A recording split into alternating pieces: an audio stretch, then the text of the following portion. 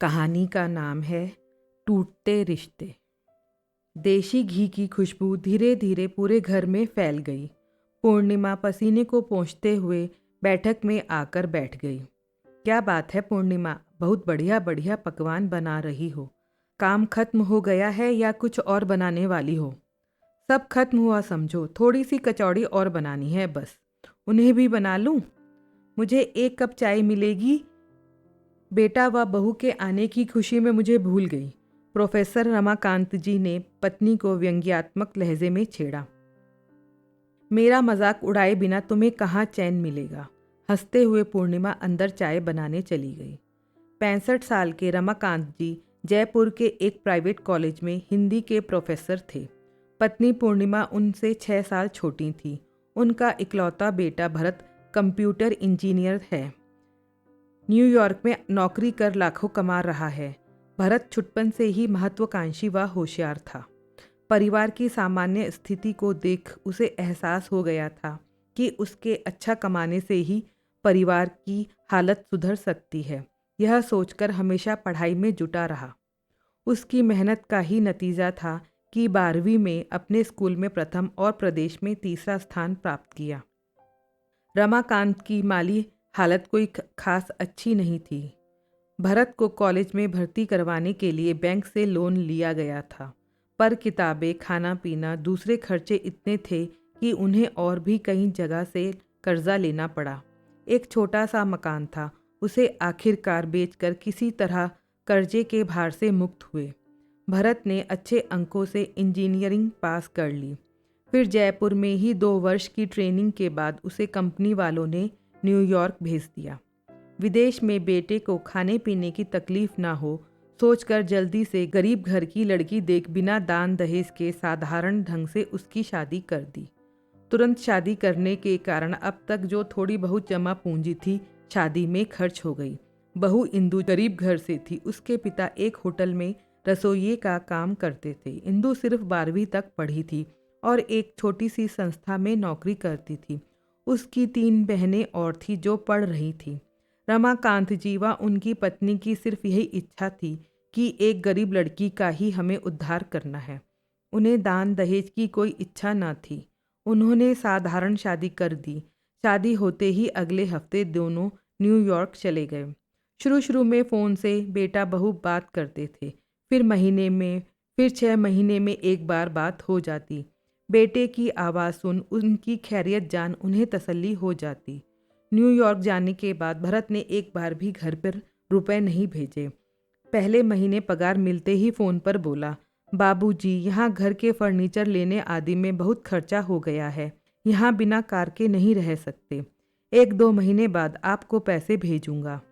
इस पर रमाकांत जी बोले, बेटा तुम्हें वहाँ जो चाहिए उसे ले लो। यहाँ हमें पैसे की ज़रूरत है ही क्या। हम 2 जनों का थोड़े में अच्छा गुजारा हो जाता है। हमारी फिक्र मत कर। उसके बाद भरत से पैसे की कोई बात हुई ही नहीं। रमाकांत व पूर्णिमा दोनों को ही इस बात का कोई गिला शिकवा नहीं था कि बेटे ने पैसे नहीं भेजे। बेटा खुश रहे यही उन्हें चाहिए था।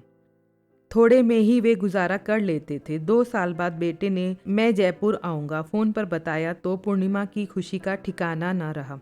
पूर्णिमा से फ़ोन पर भरत अक्सर यह कहता था, अम्मा यह जगह बहुत अच्छी है, बड़ा घर है, बगीचा है, बर्तन मांजने व कपड़े धोने की मशीन है। आप और बाबूजी दोनों आकर हमारे साथ ही रहो। वहाँ क्या है? तुम्हारे बाबूजी ने यहाँ सेवानिवृत्त होने के बाद जयपुर में एक अपना हिंदी सिखाने का केंद्र खोल रखा है, जिसमें विदेशी और गैर हिंदी भाषी लोग हिंदी सीखते हैं। उन्हें छोड़कर बाबूजी आएंगे? मुझे नहीं लगता। तुम जयपुर आओ तो इस बारे में सोचेंगे। अक्सर पूर्णिमा का यही जवाब होता था। बेटे के बार बार कहने पर पूर्णिमा के मन में बेटे के पास जाने की इच्छा जागृत हुई। अब वे हमेशा पति से इस बारे में कहने लगी कि 1 महीना तो कम से कम हमें भी बेटे के पास जाना चाहिए। अब जब बेटे के आने का समाचार मिला, खुशी के चलते उनके हाथ पैर ही नहीं चल रहे थे। हमेशा एक ही बात मन में रहती, बेटा आकर कब ले जाएगा। भरत जिस दिन आने वाला था उस दिन उसे हवाई अड्डे जाकर ले आने की इच्छा थी बहुत पूर्णिमा के मन में। परंतु भरत ने कहा, माँ आप परेशान मत हो, क्लियरेंस होने में बहुत समय लग जाएगा, इसलिए हम खुद ही आ जाएंगे। उसके ऐसा कहने के कारण पूर्णिमा उसका इंतज़ार करते घर में अंदर बाहर चक्कर काट रही थी।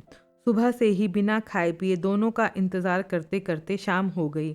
शाम 4 बजे करीब भरत व बहू आए। आरती कर बच्चों को अंदर ले आए। पूर्णिमा की खुशी का ठिकाना नहीं था। बेटा बहू अब और भी गोरे सुंदर दिख रहे थे। रमाकांत जी बोले, सुबह से अम्मा बिना खाए तुम्हारा इंतज़ार कर रही हैं। आओ बेटा, पहले थोड़ा सा खाना खा लें। नहीं बाबूजी, हम इंदु के घर से खाना खाकर आ रहे हैं। अम्मा, आप अपने हाथ से मुझे अदरक की चाय बना दो, वही बहुत है। तब दोनों का ध्यान गया कि उनके हाथ में सामान वगैरह कुछ नहीं है। इंदु ने अपने हाथ में पकड़ा कपड़े का एक थैला सास को दिया, जिसमें कुछ चॉकलेट, एक साड़ी, ब्लाउज था। पूर्णिमा का दिल बुझ गया। बड़े चाव से बनाया गया खाना यूं ही ढका पड़ा था। चाय पीकर थोड़ी देर बाद भरत बोला, ठीक है बाबूजी, हम कल फिर आते हैं। हम इंदु के घर ही ठहरे हैं, 1 महीने की छुट्टी है। कहते हुए चलने के लिए खड़ा हुआ भरत तो इंदु शब्दों में शहद घोलते हुए बोली, माँ जी, आपने हमारे लिए इतने प्यार से खाना बनाया, फिर भला कैसे ना खाएं। फिलहाल भूख नहीं है, पैक कर साथ ले जाती हूँ। और सास के बनाए हुए पकवानों को समेटकर बड़े अधिकार के साथ पैक कर दोनों मेहमान की तरह चले गए। रमाकांत जी और पूर्णिमा एक दूसरे का मुंह ताकते रह गए। रमाकांत जी पत्नी के सामने अपना दुख जाहिर नहीं करना चाहते थे, पर पूर्णिमा तो उनके जाते ही मन के टूटने से बड़बड़ाती रही। कितने लाड प्यार से पाला था बेटे को, क्या इसी दिन के लिए? ऐसा आया जैसे कोई बाहर का आदमी आकर आधा घंटा बैठकर चला जाता है। कहते हुए पूर्णिमा के आंसू बह निकले। रमाकांत जी पूर्णिमा के सिर पर हाथ फेरते हुए उसे तसल्ली देने की कोशिश करने लगे। दिल में भरे दर्द से उनकी आंखें भी गीली हो गई थी, लेकिन अपना दर्द जबान से व्यक्त कर पूर्णिमा को और दुखी नहीं करना चाहते थे। रमाकांत जी ने पत्नी को कई तरह से आश्वासन देकर मुश्किल से खाना खिलाया। 2 दिन बाद भरत फिर आया। उस दिन पूर्णिमा जब उसके लिए चाय बनाने रसोई में गई, तब अकेले में बाबूजी से बोला, इंदु को न्यूयॉर्क में अकेले रहने की आदत हो गई है। आप व माँ हमेशा वहाँ रह नहीं सकते। इंदु को अपनी प्राइवेसी चाहिए। अम्मा व इंदु साथ नहीं रह सकते बाबूजी। आप वहाँ आएँ तो कहीं इंदु के साथ आप दोनों की नहीं बने, इसी का मुझे डर है। इसलिए आप दोनों को मैं अपने साथ रखने में हिचक रहा हूँ। बाबूजी, आप मेरी स्थिति अच्छी तरह से समझ गए होंगे। अम्मा को समझाना अब आपकी जिम्मेदारी है।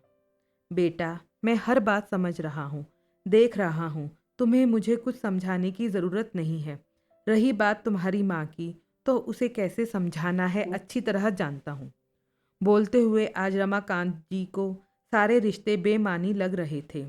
इसके बाद जिस दिन भरत और इंदु न्यूयॉर्क को रवाना होने वाले थे, उस दिन 5 मिनट के लिए विदा लेने आए। उस रात पूर्णिमा रमाकांत जी के कंधे से लगकर खूब रोई थी। क्यों जी, क्या हमें कोई हक नहीं है अपने बेटे के साथ सुख के कुछ दिन बिताने का? बेटे से कुछ आशा रखना क्या माता पिता का अधिकार नहीं? सिर्फ 1 महीना वहाँ जाकर रहूं, यही इच्छा थी, वह भी पूरी ना हुई। पूर्णिमा रोते रोते बोलती जा रही थी, और रमाकांत जी यही सोच अपने मन को तसल्ली दे रहे थे कि शायद उनके ही प्यार में, परवरिश में कोई कमी रह गई होगी, वरना भरत थोड़ा सा तो उनके बारे में सोचता, माँ के प्यार का कुछ तो प्रतिदान देता। इस बात को 2 महीने बीत चुके थे। इसी बीच इंदु ने भरत को बताया, आज मैं डॉक्टर के पास गई थी। डॉक्टर ने कहा तुम गर्भवती हो। अभी भरत कुछ बोलने की कोशिश ही कर रहा था कि इंदु फिर बोली कि शायद इसीलिए कुछ दिनों से मुझे तरह तरह का खाना खाने की बहुत इच्छा हो रही है। मुझे तो तरह तरह के व्यंजन बनाने नहीं आते, अब क्या करें? तो हम एक खाना बनाने वाली रख देते हैं। यहाँ राजस्थानी खाना बनाने वाली तो मिलेगी नहीं। तुम्हारी माँ को बुला लेते हैं, प्रसव होने तक यहीं रहकर वे मेरी पसंद का खाना बनाकर खिला देंगी।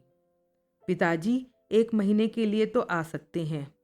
उन्होंने जो छोटा सा हिंदी सिखाने का केंद्र खोल रखा है, वहाँ किसी दूसरे आदमी को रखकर, परंतु उसे बात पूरी करने ही नहीं दी इंदु ने।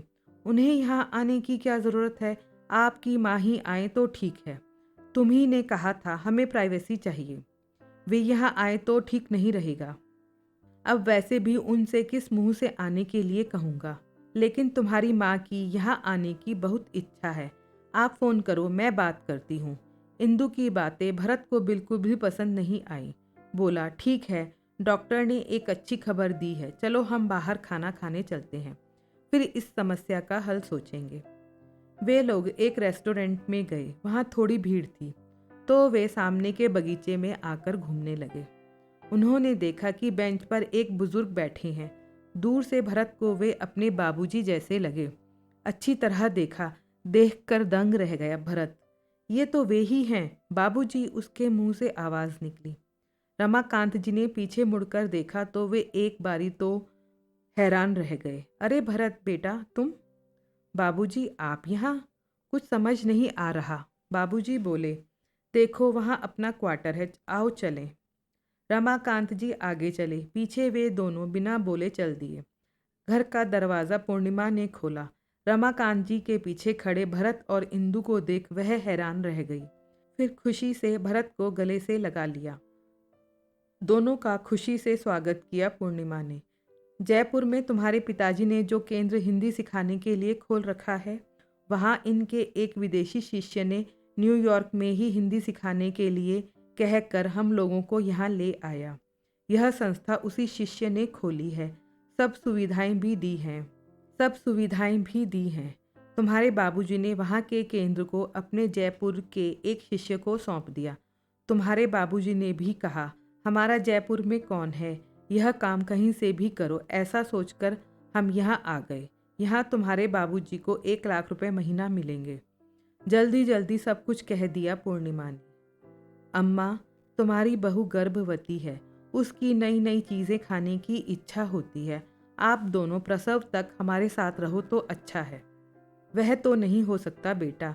बाबूजी का यह केंद्र सुबह व शाम खुलेगा, उसके लिए यहाँ रहना ही सुविधाजनक होगा।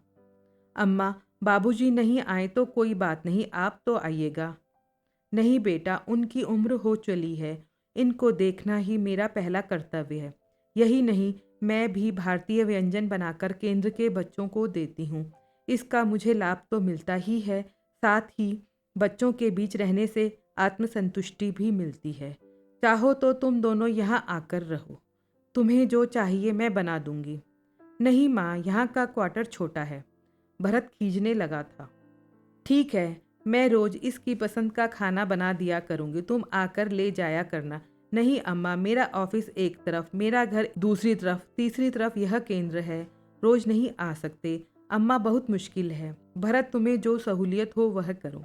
खाना तैयार है, अपने आप लेकर खा लो या ले जाओ, अपने घर जाकर खा लेना। मुझे आने में आधा घंटा लगेगा। कहकर पूर्णिमा एक दुकान की तरफ चली गई। माँ बाप के प्रेम को महसूस न कर पत्नी के स्वार्थीपन के आगे झुककर उसने उनकी अवहेलना की। अब प्रेम के लिए तड़पने वाले भरत को आराम कुर्सी में लेटे हुए पिताजी को आंख उठाकर देखने में भी शर्म आ रही थी। इंदु भी शर्मसार सी खड़ी थी। दोनों भारी मन के साथ घर से बाहर निकलने लगे। रमाकांत जी एक बारी भरत से कुछ कहने की चाह से उठने लगे थे, लेकिन उनकी आंखों के आगे चलचित्र की तरह पुरानी सारी बातें तैरने लगी। पैर वहीं थम गए। भरत ने पीछे मुड़कर देखा। शायद बाबूजी अपना फैसला बदल कर उससे कुछ कहेंगे, लेकिन आज उनकी आंखें कुछ और ही कह रही थीं। इस सब के लिए कसूरवार वह खुद था। भरत का गला रुंध गया। बाबूजी के पैर पकड़कर उनसे माफ़ी मांगने के भी काबिल नहीं रह गया था। रमाकांत जी ने कहा, खून के रिश्ते से दुखी हुए हम तो क्या हुआ, हालात ने नए रिश्ते बना दिए। अब इस रिश्ते को हम नहीं छोड़ सकते, पर तुम जब चाहो तब आ सकते हो। हमसे जो बन पड़ेगा तुम्हारे लिए करेंगे।